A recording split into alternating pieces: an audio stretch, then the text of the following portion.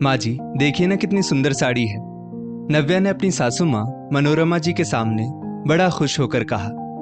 हाँ तो? मनोरमा जी ने साड़ी के ऊपर तिरछी नजर डालते हुए कहा। मम्मी जी, ये साड़ी भैया भाभी ने आपके लिए भेजी है, शगुन के तौर पर। नव्या ने वो साड़ी मनोरमा जी के सामने रख दी। नव्या, सही कह रही हो तुम। हाँ, ये साड़ी है तो सचमुच बहुत सुंदर। मनोरमा जी ने साड़ी को उलटते पलटते हुए कहा। और ये देखिए मम्मी जी, ये मेरी और भाभी की साड़ी, और ये नैतिक और भैया के कपड़े, और ये सब घर वालों के लिए कुछ उपहार। नव्या अभी अभी मायके से लौट कर आई थी और चहक चहक कर सब कुछ अपनी सास मनोरमा जी को दिखा रही थी। अच्छा, सब ठीक है, जाओ रखाओ जाकर।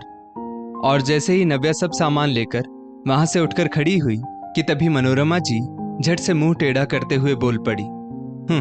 बढ़ियाई भैया भाभी वाली। मुझको खूब पता है, सैया की कमाई और भैया की दुहाई। समझती है कि जैसे कि हमें कुछ पता ही नहीं। खुद पति की कमाई से सब कुछ खरीदो और फिर ससुराल आकर मायके की खूबियों का सबके सामने बढ़ चढ़कर बखान करो। मैं खूब जानती हूँ इन बहुओं की फितरत। और इस बार फिर से बेवजह की टिप्पणी से चौंक पड़ी नव्या। अभी जब पिछली बार भी वो मायके से आई थी और भैया भाभी का दिया हुआ सारा सामान दिखाया था मम्मी जी को, तब भी मनोरमा जी ने कुछ ऐसा ही अपने होठों को बुदबुदाते हुए कहा था। लेकिन तब कुछ ज्यादा ध्यान नहीं दिया था नव्या ने। लेकिन इस बार फिर कुछ ऐसा ही कहा, और जरा जोर से कहा तो नव्या की समझ में तो कुछ खास नहीं आया, क्योंकि नव्या जरूरत से कुछ ज्यादा ही भोली भाली थी। मनोरमा जी का वैसे तो सब कुछ बहुत अच्छा था, और ऐसा भी नहीं था कि वो अपनी बहुओं को लाड़ प्यार ना करती हो। लेकिन बस एक ही आदत बड़ी अजीब और गंदी सी थी उनकी। बात बात पर वो बेसिर पैर के मुहावरे कहती रहती। बोलते समय वो ये भी नहीं सोचती कि उनकी बात का क्या असर पड़ेगा सामने वाले पर। अभी नव्या इसी साल दिसंबर में इस घर की दुल्हन बनकर आई थी। उसके मम्मी पापा थे नहीं, वो तो उसके बचपन में ही चल बसे थे, और उसका लालन पालन उससे 8 साल बड़े उसके भैया ने ही किया था। लेकिन भैया के साथ साथ उनकी शादी के बाद वो अपनी भाभी की भी बहुत ज्यादा दुलारी थी, और उसके भैया भाभी ने उसकी शादी में एक एक चीज अच्छे से अच्छी चुन चुन कर दी थी। नव्या के ससुराल के सभी रिश्तेदारों ने भी नव्या के मायके से मिले हुए सामान और बारात में हुई खातिरदारी की खूब दिल खोलकर प्रशंसा की थी। वो दोनों ही जब नव्या मायके आती तो उसके सारे अरमान अभी भी खुशी खुशी पूरे करते। अपनी शादी के बाद से 2 बार मायके आई नव्या, तो उस समय भी उसके भैया भाभी ने पूरे ही परिवार के लिए अच्छे से अच्छे कपड़े और खूब अच्छे और महंगे उपहार भेजे थे, क्योंकि कल को कोई ये ना कहे कि अगर नव्या के मम्मी पापा होते तो शायद कुछ और ही लेना देना होता। बस इसीलिए वो अपने व्यवहार में कोई भी कमी नहीं रखना चाहते थे। ये लीजिए भाभी आपकी साड़ी। भाभी ने हम दोनों को बिल्कुल एक सी ही साड़ी दी है, खोलकर देखिए कि कैसी लग रही है आपको ये साड़ी। नव्या मनोरमा जी के पास से हटकर अपनी बहन समान जेठानी कामिनी के पास गई और मायके से मिली साड़ी उनको दे दी। सचमुच बहुत खूबसूरत लग रही है नव्या ये साड़ी, तुम्हारी भाभी की पसंद बहुत ही बढ़िया है। कामिनी तो वो साड़ी पाकर निहाल हो गई। भाभी, आपको ये साड़ी सचमुच पसंद आई? नव्या के चेहरे पर अपनी भाभी के लिए प्रशंसा के भाव उत्पन्न हो गए। हाँ नव्या, सचमुच बहुत प्यारी सी साड़ी है, और ये पिंक कलर तो मेरा हमेशा से ही मनपसंद है। देखो तो जरा मुझ पर कितना जच रहा है। कामिनी ने शीशे के सामने जाकर वो साड़ी अपने ऊपर लगाकर मुस्कुराते हुए कहा। लेकिन भाभी, मुझे आपसे एक बात पूछनी है। नव्या कुछ मायूस से स्वर में बोली। हाँ पूछो, लेकिन तुम इतना मायूस क्यों हो गई? कामिनी ने नव्या के चेहरे के बदले हुए भाव देखकर कहा। भाभी, पिछली बार भी जब मैंने मायके का मिला हुआ सामान मम्मी जी को दिखाया था, तब भी मम्मी जी ने यही कहा था कि सैया की कमाई और भैया की दुहाई, और इस बार भी उन्होंने सामान दिखाते ही तपाक से यही बोला। पर भाभी, इसका मतलब क्या होता है? मेरी तो समझ में कुछ भी नहीं आया। नव्या कुछ सोचते हुए बोली। अरे मेरी भोली भाली देवरानी, तुम सचमुच बहुत भोली हो। इस मुहावरे का मतलब ये होता है कि सारा सामान तुमने देवर जी की कमाई से खरीदा है, और यहाँ सब कुछ अपने भैया और भाभी के नाम से दिखा दिया आकर, और अपने भैया भाभी का नाम ऊंचा कर दिया। लेकिन तुम बिल्कुल भी परेशान ना हो। वैसे भी ये तो मम्मी जी की आदत ही है। मैं भी शुरू शुरू में मायके से बहुत सारा सामान लाती थी और उनको सब कुछ खुशी खुशी दिखलाती थी, लेकिन मम्मी जी इसी प्रकार का कोई ना कोई ताना कस ही देती। बस इसी वजह से अब तो मैंने मायके से बिल्कुल ही कुछ भी लाना छोड़ दिया। वो तो बेचारे किसी न किसी तरह से सब कुछ दे दे, लेकिन यहाँ मम्मी जी प्रशंसा करने के बजाय उल्टा ताना मार देती। मैंने तो तब से कान ही पकड़ लिए, ना कुछ लाना और ना ही कुछ सुनना। कामिनी ने अपने कानों पर हाथ लगाते हुए कहा, लेकिन तुम दुखी मत हो, कुछ दिनों में तुम्हें भी इसकी आदत पड़ जाएगी। नव्या को तो ये सब सुनकर बहुत ज्यादा ही खराब लगा और उसकी आंखों में आंसू आ गए।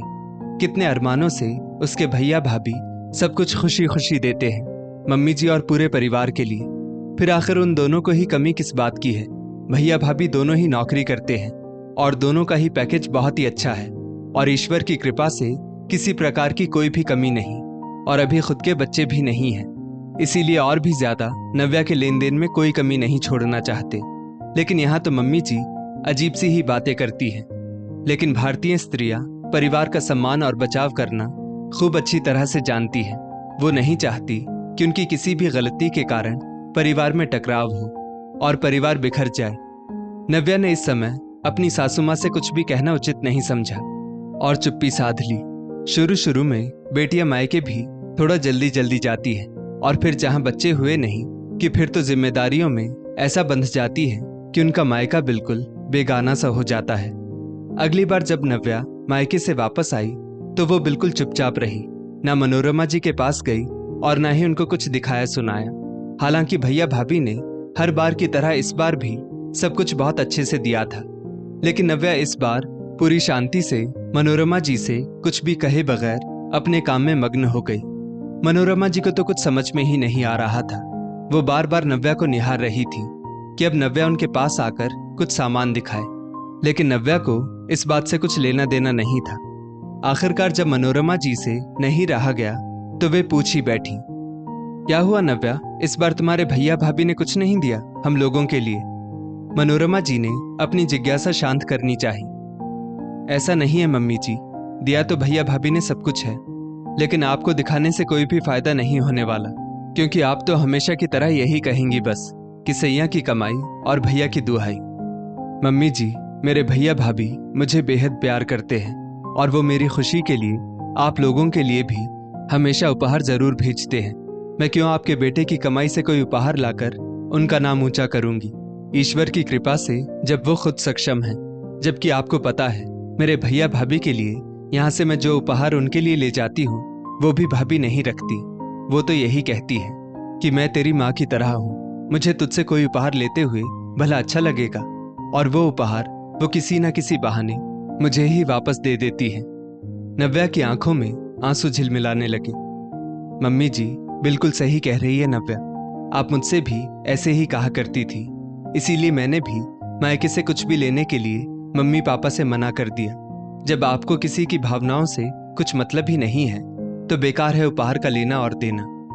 कामिनी भी नव्या की बातों को सुनकर रसोई से बाहर आ गई।